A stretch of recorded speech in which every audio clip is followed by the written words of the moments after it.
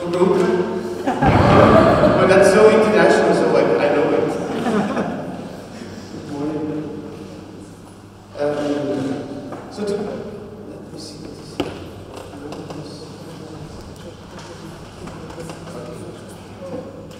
So today's lecture is maybe a little bit different than yesterday's, because what I did, I joined 3 different presentations into one.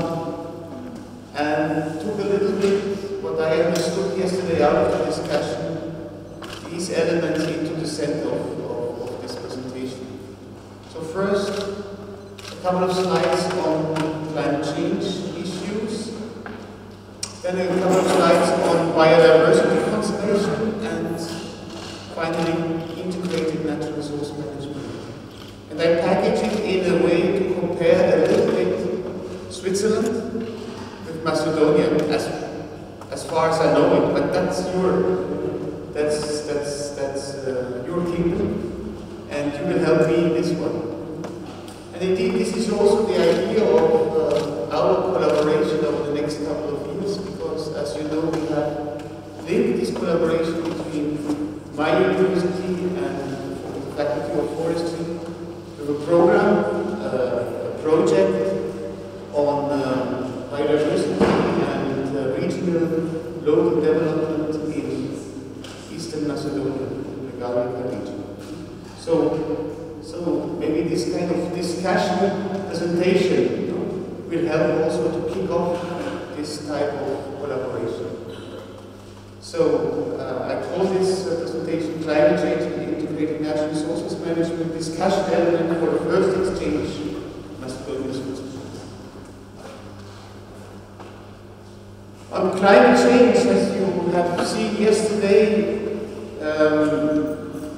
there are different issues, and it all depends on the time scale we look at the issue. And I present you here the first slide, which is far away from today's reality, but I think it's nice that we start with something like that. What you see here on this presentation is the time frame of the last 100,000 years. And you see compared development of the climate variability with the temperature. So this is the 0 line, which is about 13.9 degrees centigrade, and this is minus 20. Yeah? So, and this is the development over the last 100,000 years, of temperature. It goes up and down, a lot of downs, down to minus 10, minus 20, minus 25, and then up, to something. And this something is this last 8,000 years, and you see the big difference here. This is very stable compared with what happened before in these 100,000 years. So this is indeed the period of grace we have. This is the good climate of this earth to live in. And when we put here some observations, so you can't read that. I'm sorry, so I hope that I don't have this problem. So these are the first traces of people going out of Africa. These are when people went to Europe. And this is the time when we started agriculture. So we have only this small period of time where we live. And when we take that now the last 12,000 years together, this is again this line 13.9. This is 14,000 years ago.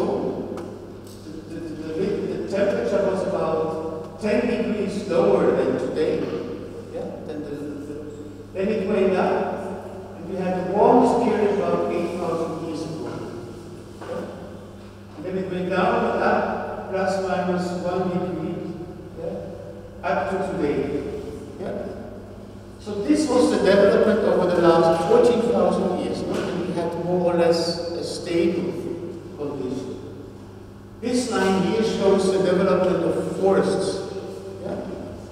So forests came up after the last ice age, was a maximum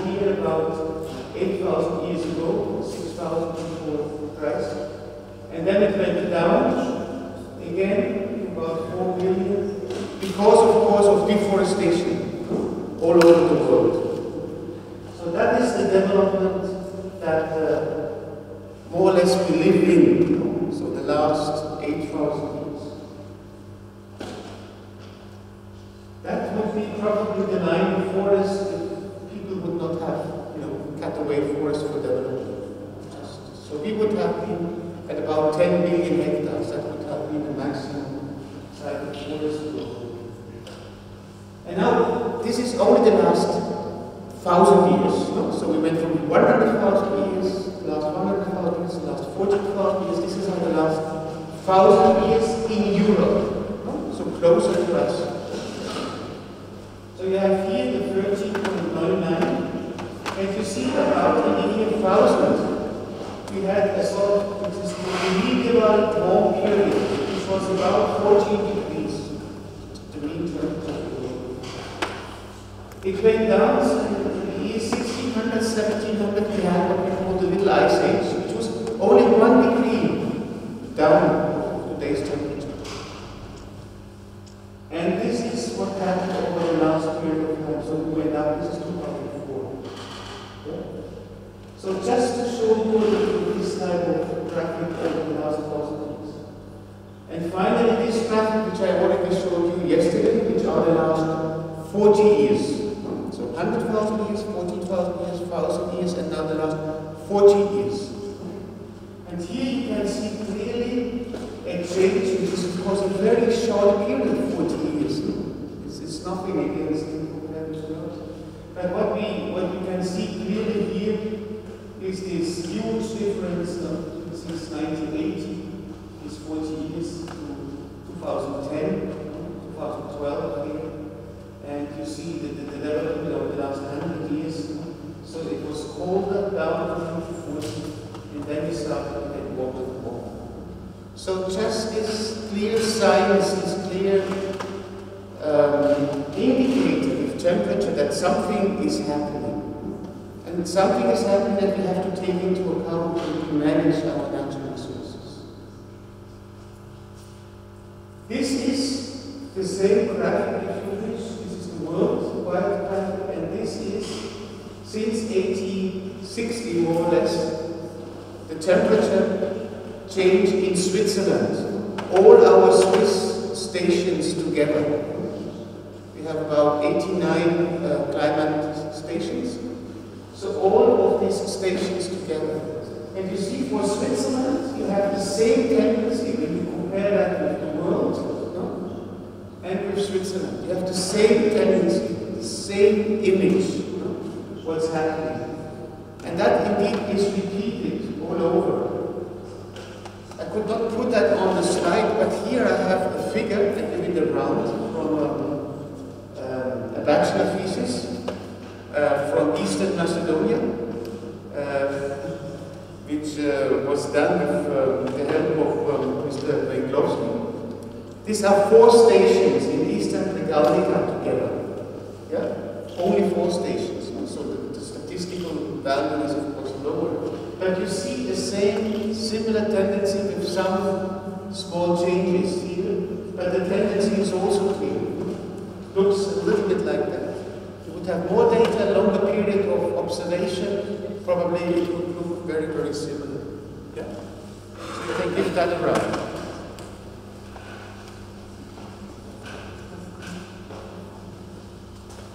So you see that confirmation over time scale and over geographical scale. What's going on?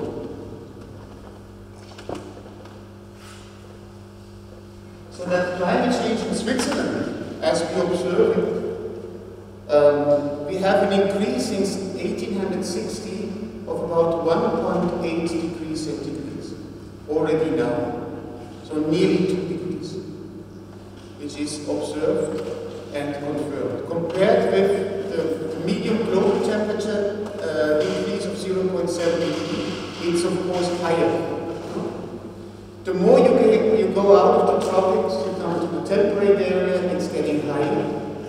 Going to the boreal areas in the north, like in Siberia, we are already at 2 8 degrees. The difference, the more you are going towards north, the more pronounced is climate change and is the global warming. Mediterranean side is very similar to temperate areas, so most probably you are in the same scales, no? But we can discuss that. 1.5, 1.8 degree, if you would compare the package, no, of climatic data over the last 60 to 80 years. This is the temperature. On precipitation, it's more difficult because, you know, the fluctuation in precipitation is much bigger. So to find tendencies on precipitation is more complex and needs much more data scales, time scales. So also in Switzerland, we have no clear indicators. I show you 1 or 2 figures on that one. But we have in Switzerland, geographically, we have 3 main regions. We have a hilly region, which is called the Jura. We have the Central Plateau, which could be the Vardar Plateau, or the Steppe Plateau, in your country, and we have the mountains. So the Central Plateau, we have clear indicators that the summer temperature and heat waves is much higher than before. So we have heat waves which goes up to 38 degrees, which we never had before. Now our heat, when it was hot and we closed our schools, it was 30 degrees. So just to give you an idea of that one. So we have to change our policy at that level. And we have a significant decrease in winter of frost days. So for example, this year in town where I live, we have normally 20 days of snow, we have 0. So this is, and over the last couple of years, this is clearly also an indicator. So you have to see summer, winter. That's also something very, very important. And surprisingly, also the line of 0 degree, in average, of course, it changes, is today 300 meters higher than 50 years ago. So these are very, very clear indicators.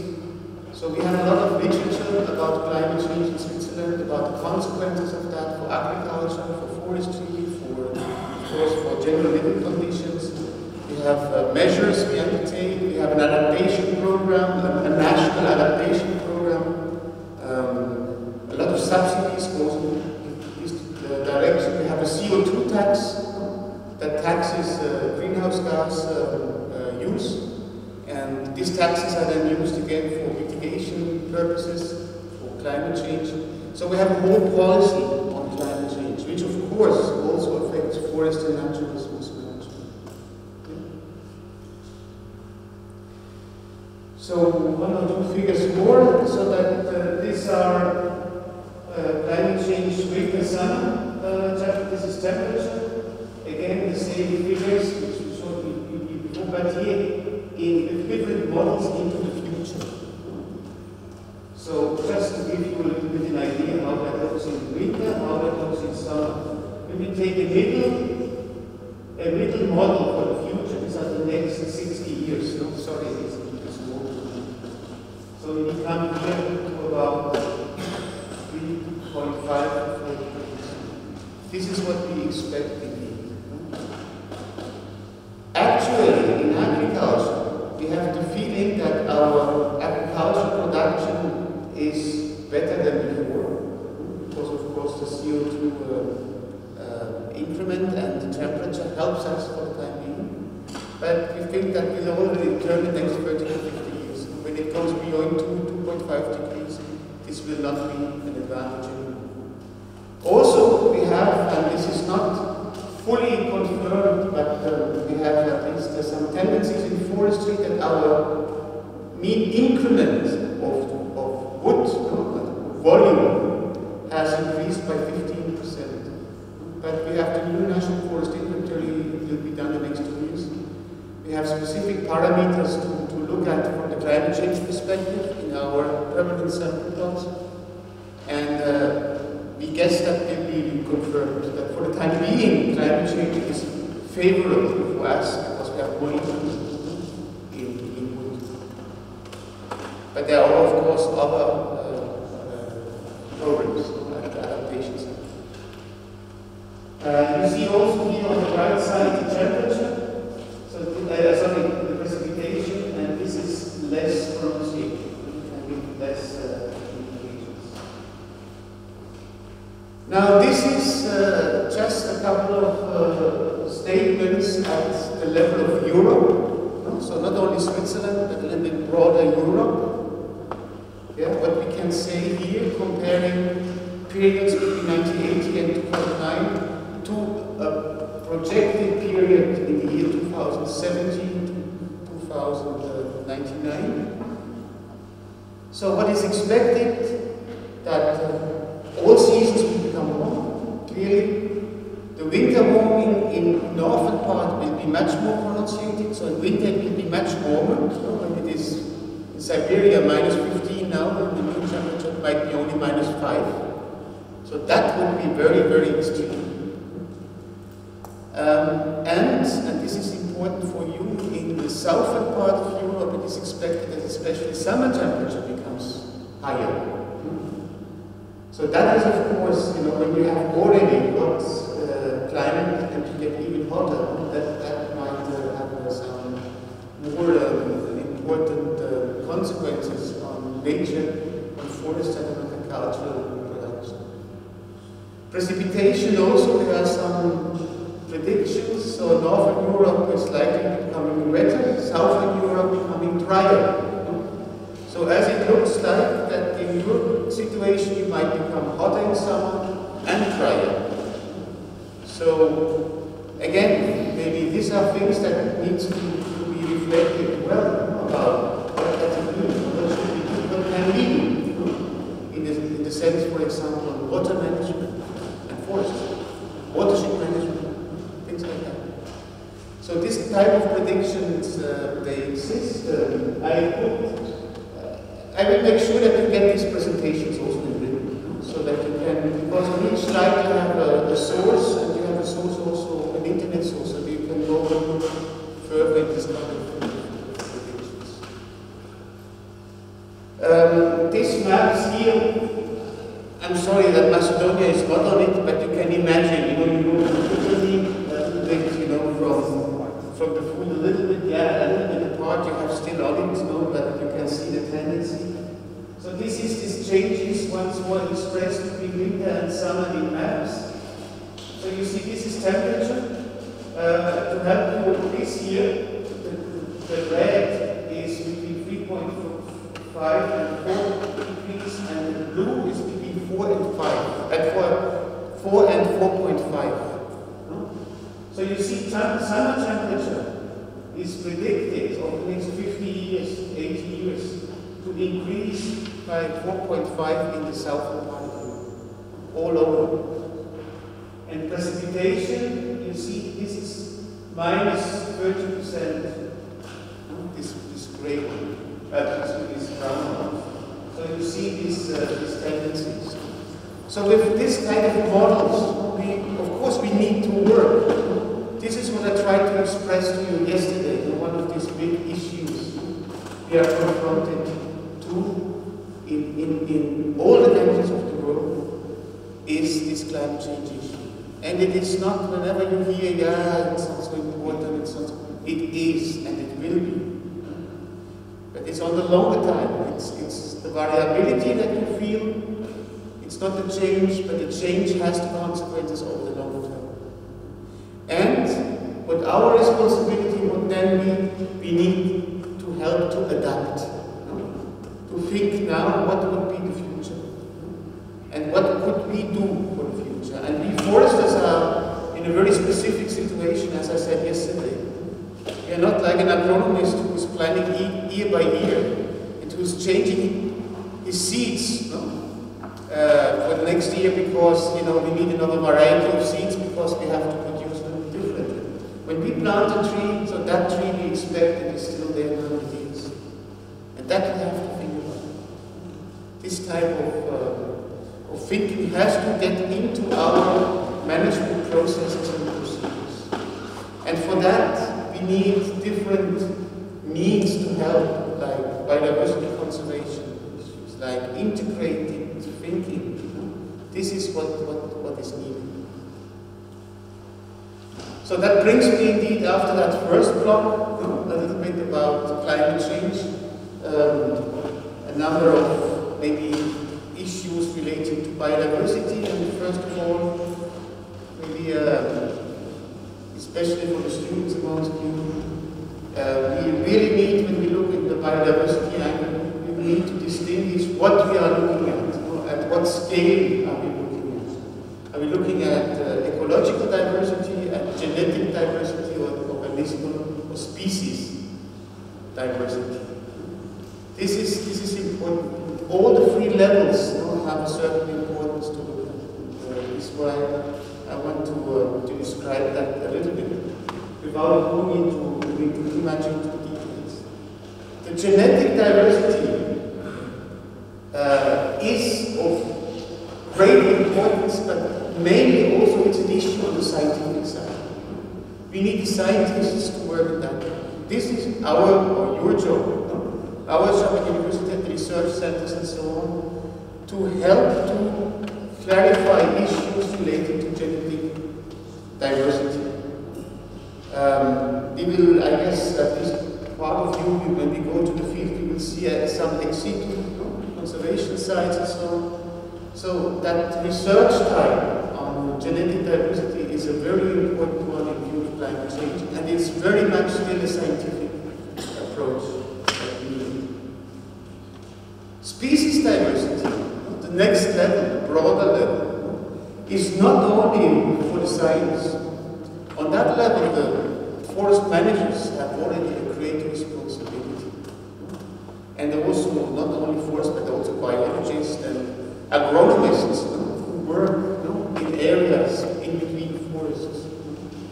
So the conservation of biological diversity at the species level, we have to concentrate that very much on commercial species, and we have to also to concentrate that on rare and threatened and endangered species. I'll come back to that one once more. And finally, the third level of biodiversity conservation is ecosystem diversity. And the people who are asked here are mainly also the politicians.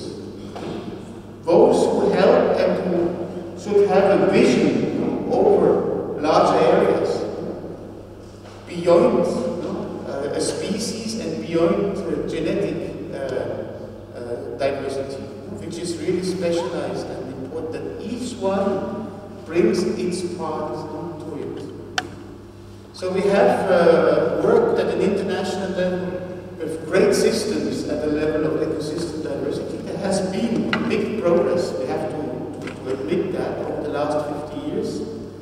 We have the so-called IUCN, the International Union for Conservation of Nature, which is the World Conservation Union today, that has developed a category from 1 to 6 on different types of protected areas that leave room for a lot of different types of protection. And this is also important in the sense that protection does not mean no use. Protection means that we use our resources in a way that it is sustainable, that it is there for the long term, and it guarantees a genetic variety, it guarantees a species variety. So we have solutions for that, and each country can choose its package on protected areas. I will make them an example in Switzerland in this regard. So on the species diversity, just to illustrate, what I found, and that is the source, quite a recent source, and I hope that works. It's a 2013 source. Probably you, or some of you, were involved in getting these figures. It's a UNECE report, a report at the European Union level that they do every 3-4 years. So Macedonia, a biodiversity hotspot. Indeed, when you read down there, at the regional scale, 70 to 90% of the Balkans Peninsula species are occurring in Macedonia. So you're a small country, comprises 70 to 90% of the whole Balkans. And Macedonia makes 0.26% of all Europe, the bigger Europe, including Switzerland and Norway, which are not part of the European Union. But you have 34% of the vascular plants, 40% of freshwater fishes, 20% of amphibians, 25% of reptiles, 64% of birds, and 29% of mammals. So, indeed, that small country with its varieties of different climatic zones and orographic zones is very rich on biodiversity. And this is a richness which is valued. And is also valued at its broader scale. You know, we always feel that biodiversity has no value. It doesn't give us money. The money gives us the wood that we get out of the forest. I think this is not the case. We have indeed to think a little bit broader. At the European scale, and you are part of Europe, and you might also become part of the European Union, then you might have a specific niche to fulfill, you know, in a more broader system. And that niche will be valued and is valued. Since I'm coming here now 4 or 5 times, I always see things that I can't see in my country. And this is value, and this is also valued in monetary terms, in a broader context. And that is something that we have to work on.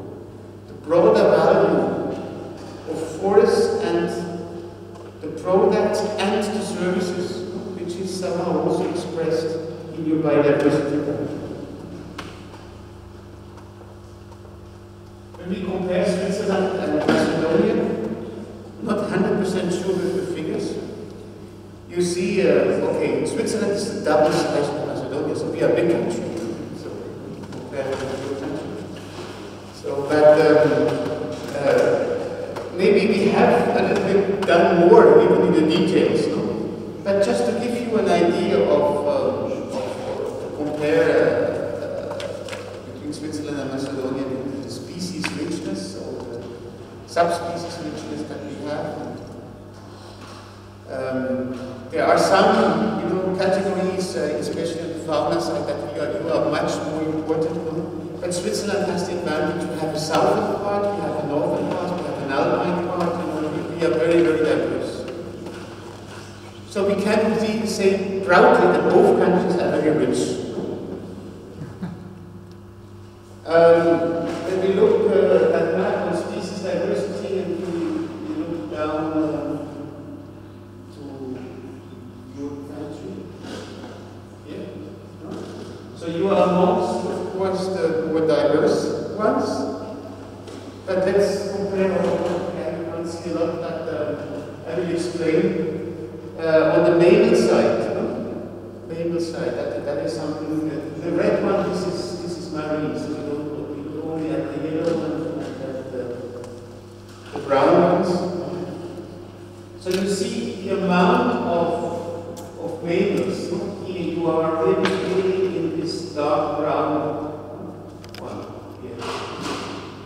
Here this is the endemic richness. So you are more here ones. And this here is the threatened species level. So the darker is, the more threatened species are. But here you are also in that brown one. You are indeed in the threatened species area one. Just to a little bit to compare. So this type of comparisons are important to understand in which situation you find yourself. So for example, if you are classified under a region where mammals are, wild mammals, are specifically threatened, that will also, of course, help you afterwards to address this issue in a broader context. So, just to put that a little bit into perspective at the European level. So this for species diversity. Now, ecosystem diversity. So these are the major ecosystems in Europe.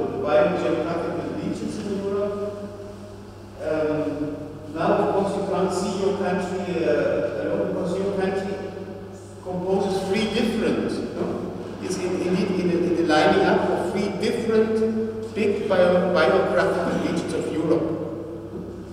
And that makes that small country so interesting. You have the Mediterranean, you have the mountain, alpine, and you have the continental climate influences in your country. And that makes, of course, ecosystems so diverse and so different in a certain way. So this is also a richness that has to be considered. And that should also make clear to your politicians that your country has that diversity. And as we stated already yesterday, you are amongst those countries with 39% of forest cover, amongst the more forest-rich countries in Europe. This green color. Of course, you're not as rich as Finland and Sweden, no? But we leave them a little bit out, so these are specific out there. But you are amongst these countries that carry great importance at the level of forest cover. And of course, the sense also of forest biodiversity. And this map finally, that brings us to the end of this topic, is a map that shows the projected change in native species richness by 2100. Yeah. So this is loss and this is gain. You see, and that is a little bit of confirmation of the other map. So this big area in the Balkans and in Eastern Europe, you are now very rich, and you have the risk of losing quite a lot. And that is the reason for, of course, human activities, but also on the climate change issues, because you have to lose. Let's say not you have to lose. Your chances when you have a lot are big to lose. So in this sense. And that's why that hotspot, biodiversity hotspot, Balkan, including Macedonia, is of great importance at the European level. And that makes you also eligible for many types of support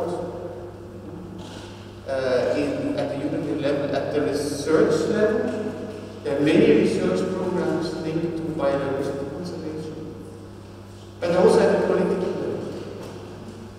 Europe and the European Union invest quite a lot in European Union biodiversity programs.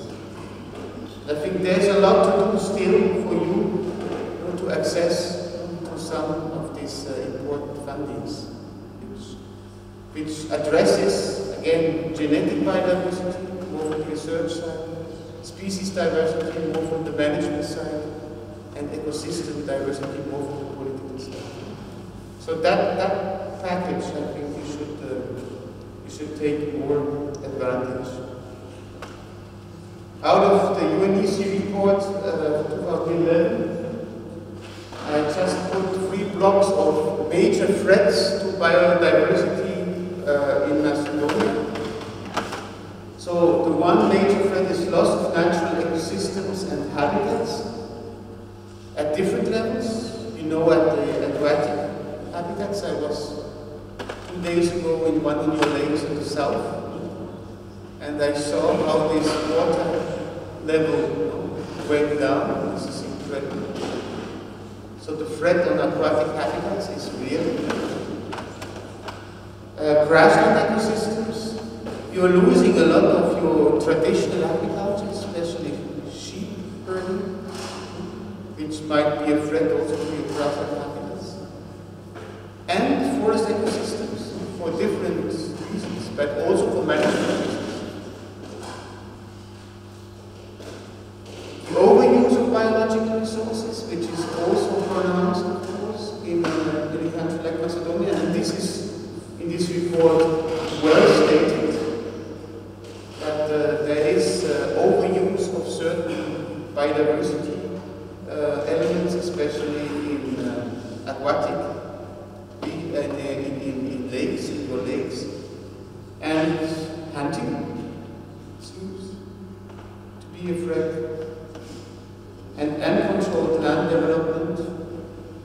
I think is something which, when you come from a country like Switzerland, where everything is very much regulated, also how you can build houses and where you can build infrastructures.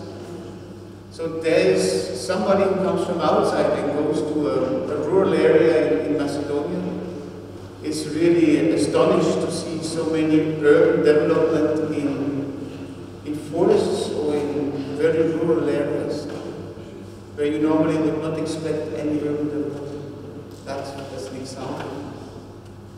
But also, which is expressed here, that the agrobiological diversity, which is in your country extremely great. You take an example you might even not see when you go to rural areas, that you see a lot of shrubs and bushes in agricultural areas. That's for you a normal picture. For us, this is something fantastic, because our agricultural area is 100% agriculture. So we lost all that agrobiodiversity, which is linked in these agricultural sites, bushes and trees and small plots of forests where birds find their habitat, etc. So this is something very important, and the risk that you lose that is high. And that loss is part of your biodiversity loss. It's part of that whole package. So that is important. So this expressed with this last sentence, the ecological and cultural diverse mosaic of agriculture and forest mountain landscapes especially. If they evolve into simple spruce forests, then we would have, I would say from a biodiversity angle, we would have a problem. And you would lose a lot of the value of the landscapes. So it needs the right balance there. And this is something which I think needs to be integrated also much more in land and forest management strategies. Also from a viewpoint of climate change. I was asked to take a short break, so I'm doing now because it's a moment again.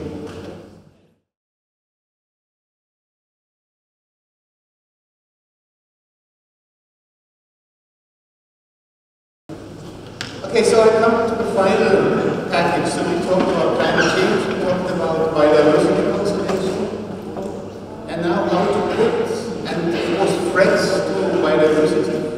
So that was the last slide. Now we talk about integrated natural resource management and anthropes. So anthropes, which is a very strange word. Indeed, it's something that we as humans, anthropogenic, we have modified very much nature. So we all learned what are biomes. So here's a definition of biomes.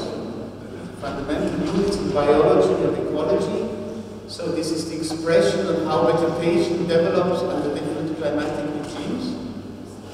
However, what we have learned is that we humans, since 8,000 years at least, have influenced very much these biomes. There's a more theory behind today that we talk about anthropogenic biomes, human biomes, or anthropes. So this would express how we as humans influence nature. So we can of course influence nature negatively, as we talked about a lot, but we can also influence it in a positive sense. And that makes it so important to talk about how we interact as humans with these nature systems. So the classical biomes are formed by patterns of climate, so different, for example, forest types and different climatic conditions. And anthropes are formed by human population and their use of land, forests, and natural resources. So that combination is very important to consider. And around that, we really develop our projects and programs. manage nature in times of climate change. This is also our chance, our knowledge about genetic diversity, about species diversity, about what we know about climate change, how we can influence in a positive way also this kind of biomes that naturally change with climate change. But they change maybe in a direction that doesn't help us a lot to survive. So from there comes this concept of anthropos. And indeed is to influence ecosystem processes in a certain as function of population density, of the pressure, this is the expression of pressure on the natural resources, and the land use and the use of ecosystem services. So when we do analysis of nature today, indeed we have to look at the whole system of biophysical aspects and the social aspects, how people influence nature. It's not just to close a forest and to say, so this is now protected area, full stop. This alone will not make a difference. That protected area will go in its direction of climate change. A fully protected area today, closed for the next 100 years, for sure will burn up in 50, 60, 80 years, or we'll have diseases. So this is a natural effect, which is linked with the climate change issue. So how well or how bad we manage forests, or natural resources, or ecosystem services, this all depends on us, on humans.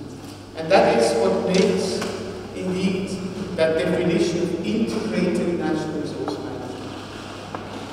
So it's managing a system, a whole system, not only a specific part of a system, not only wood, for example, as a forest. The wood is important, as we talked yesterday about the importance of fibers for the future. But what we need to learn is how to develop and how to manage systems in an integral way. So we have to look at the biophysical aspects, the social-political aspects, and finally also the economic aspects. There will be nothing that will work if the economy is not right for it. So how something is financed, how sustainable that financing is as important as protecting a species. So this is meant when, with natural resource management, or integrated natural resource management. And indeed, it also considers two different, if you want, groups of interested people.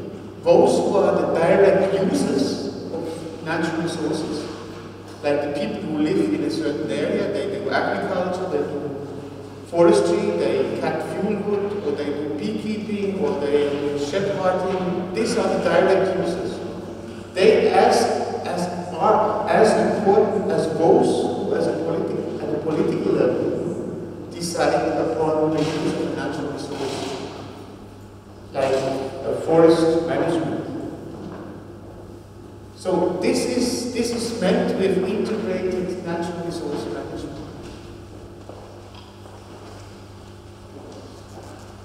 So there's another expression which, especially for the students, I think will be very important to understand. Landscape planning, I guess, that you can imagine, maybe something what it is.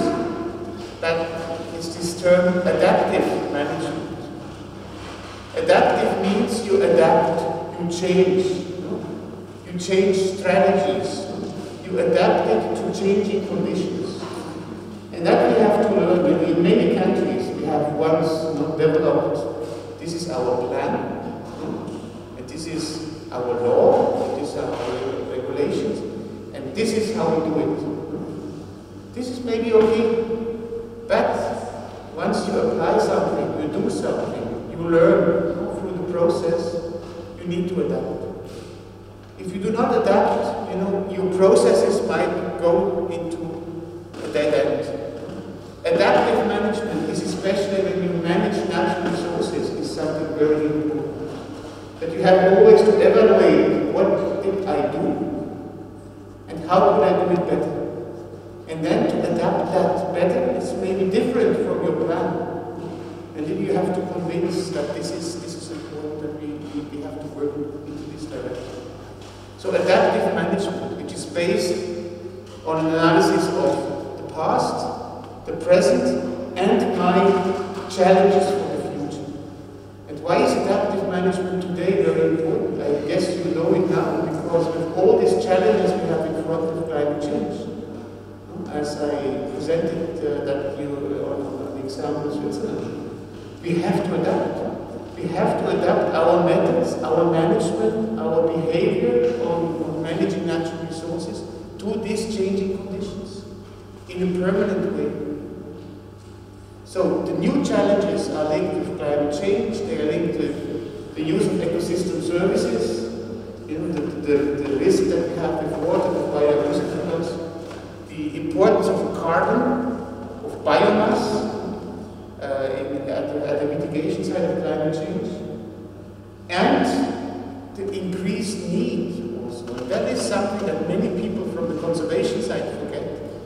The increased need of materials, as we talked yesterday. Wood, fibers, and non-wood forest products are as important as the conservation element. So we have really to bring these things together. And that is what is meant with integrated natural resource management. And that is what we think that foresters have to learn, that agronomists have to learn, that the water user or the tourist, whoever, have to learn to work them in an integrated way. So I will just try to I'm sorry that this is so small, to illustrate that with this figure here. Here what you have here is wildland. All what is wild. People have not, human beings have not been there. Or a couple of people around there, but they have not influenced wildland. Wildland is really wild. Maybe there's, Switzerland there's zero wildland, just to tell you. Or maybe somewhere up in the mountains, maybe only some rocks. But we don't have wildland. You might have still some wildland somewhere. So this is not influenced by people. So I can see here a number of parameters which are important to consider in an integrated natural resource management context. Population, expressed here with the proximate population density. So social issues. Land use, land cover, if it is spare or if there's forest or something, how the land is net primary production, which is an expression of biomass.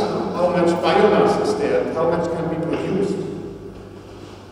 Biodiversity, the content of biodiversity, species biodiversity, genetic biodiversity, the carbon emissions, and reactive nitrogen as an expression of more human development indicator from a chemical viewpoint. So this would be analytical parameters that you could analyze in different land use systems. So you have that given in a wildland. A wildland can be forest, can be open areas with some trees, or can be grasslands. That can all be wildland. This is a situation you see. For example, this is field biodiversity is richest as possible in wildland, logically. The other extreme, on the other side, is urban, from that anthrop perspective. So, dense settlement, and all these parameters here, we can't go into the details, of course they have very different expressions here, when you are in an urban context. Yeah? So these are the two extremes you can have from a biodiversity or from an anthrop perspective. Yeah? And in between, you have different types of land use systems that you can analyze from an integrated perspective, for example, with these parameters. Like forests. Forests which are intact, forests which are managed, forests which are degraded, or forests that are burnt. No? This is all forest. Yeah? And here all these parameters change, of course, according to that situation. This is important to take into consideration. Then you have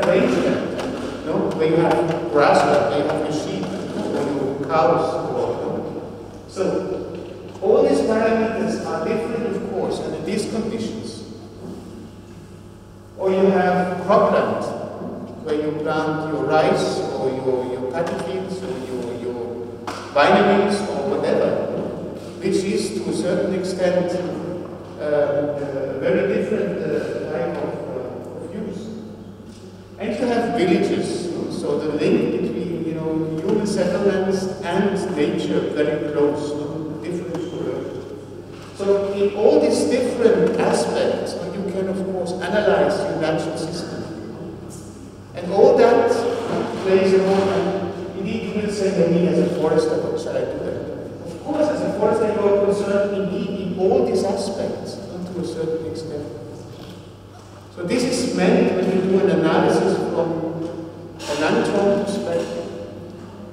So you take a number of parameters and you do a cross analysis of the different situations, and based on that you can do adaptive management processes. So a little bit illustrated here with 3 pictures. That is picture, so areas or typical landscape, which is what I told you before, that mosaic landscape between agricultural use and forest use. And, so this where you have cropland, rangeland, forest, and partly also houses in hand. Beekeeping, which is a typical activity of man, but which is fully integrated in the system, because this bees is a richness, our richness in this type of ecosystems, and play an important role. And you have here a landscape in Switzerland, just to compare. I'm sorry that the quality of the photograph is good, just to tell you. So this also a typical landscape on the road between, or before Barrow, between Vinica and Barrow. Exactly. This, use of the lower parts for agricultural purposes and the use of the hilly part for forestry purposes. Of course, you can do improvements, but these are functional landscapes. Functional landscapes are indeed the heart of managing, of doing adaptive management, also for climate change and other purposes. The more diverse you manage, the less is your risk. So, a map on protected areas or projected protected areas in Macedonia. I guess you know it, so it's not as good. A map of projected protected areas in Switzerland. So I must say that we don't have all these protected areas neither.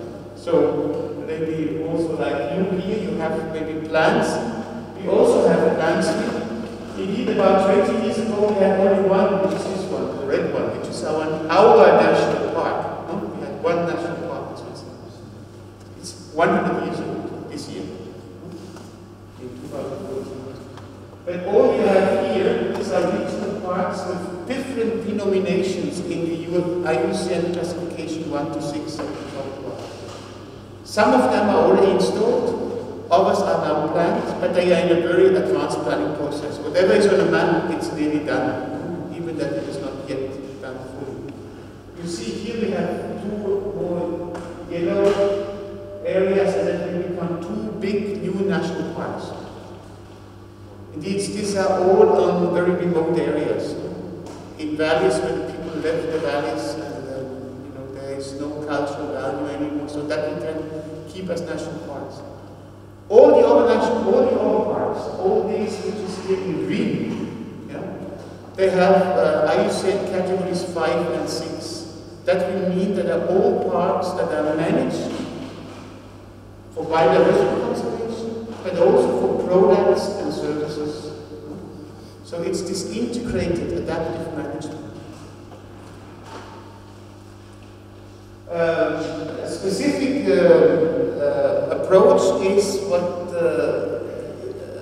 we also took as an example for, at least as a first example for our project in Eastern Macedonia, is the Man and Biosphere, MAB, reserve in one small area which is called the Entlebuch, which is a region in Switzerland, in central Switzerland, and which is an approach to indeed develop a very disadvantaged peripheral region in Switzerland through the evaluating biodiversity and evaluating the cultural heritage of these valleys.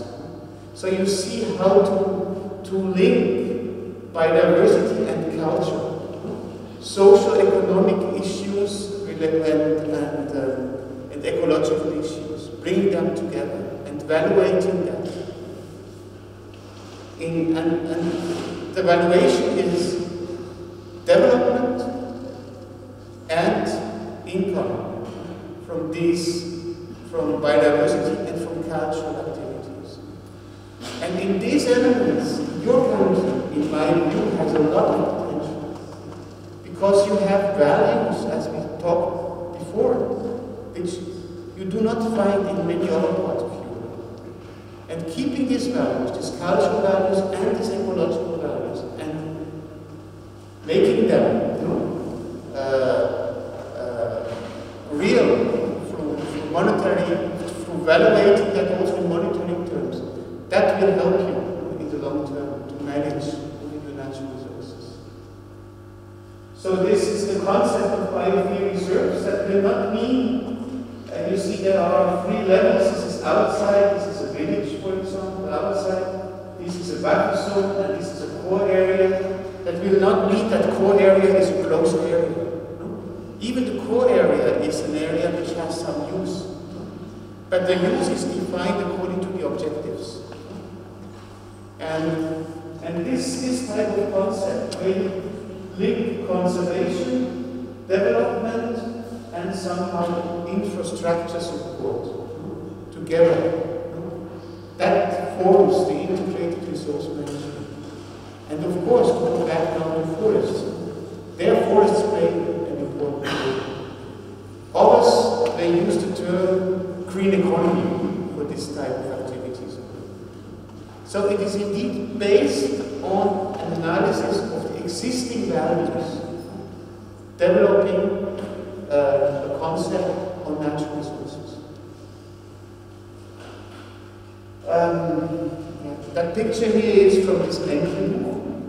So you see, and I have a couple of pictures just to show you, it's not a big difference from certain parts of your country when you look at this type of pictures. Indeed, this is Bregalnica region. So, when you go back, it doesn't change. These are valid landscapes. Also here, Bregalnica. But that also, in the same region, you find all of this. The question is, how far and where are the limits of evaluating landscapes? Yeah? And what type of management is the right type of management? So this is somehow our challenge to address. So, on the one hand, to come back to forestry, what we call here is close to nature forestry. Integrated natural resource management, and forestry means that we put the forest context as close as what we can find and the natural conditions. And the objective of such a forest management and an integrated natural resource management would be resilience, to make these trees strong, because we need that for climate change. And at the same time, to have some productive functions, to make sure that these forests remain in the long term, because the humans intervene there. So we need indeed to marry production and protection under one overall objective. I put you here a couple of principles of what would be needed to do close to nature forestry. I would propose that this is a list that we take with us when we go to the field, the students, and we go through this list and look a little bit on what type of management do we see, and how close is that to this principle of close to nature forestry, which includes site-specific adapted tree species to be used to maintain soil fertility, natural processes, natural dynamics, varieties on the genetic side, etc. And also, of course, some concrete measures at the level of nature conservation. So this is meant here with bringing forest management and an integrated national resource. The photographs again are not clear enough. So this is something which was a former coppice forest, an old forest, which is managed in small patches differently, together with coppice, to get variety into the system. It's a photograph of southern Switzerland. This is an oak high forest, which is managed under different conditions in a Swiss biosphere reserve. This is a beech high forest that you will also see, I guess, here. This is the Swiss context, where the biodiversity is mainly in the soils and in the litter. So you do management, you do a normal forest management that has specific conditions that you take into account at the level of the soils. So this is just a little bit illustrated. A focus here in this respect could be on beech. Beech is not necessarily a very valid species from the income side, from the wood side. It's a very good firewood, so other people value beech very much. But beech is the core species for climate change in Europe. As we talked yesterday, it's the species that you can find all over Europe. And it is the core species also to develop forestry, man-made forestry, adaptive management in the long term. So I think beech is a huge value. You should bring that value that you have everywhere in your entire country, I understand. At least I saw it on the photographs. And the type of management, when we discussed yesterday, some people told me, we manage coppice forests and so on, and nearly be ashamed. No, at the contrary. I think that type of management has a lot of value in your conditions, and most probably also in the future European conditions. So there's a lot of value around in this sense of integrated resource management, forest management, based on coppice, and there's no English word for it, Mittelwald, which is a German expression, which means that you have coppice forests together with trees that are growing out of seeds. So there are a lot of variations. A management system that has been broadly used in Europe over centuries, but of course, which with our modern society has been forgotten because it was based between the use of fire and timber. But today, under climate change conditions, this becomes again very real. So this importance of coppicing and other types of seed regeneration in forest is of extreme value.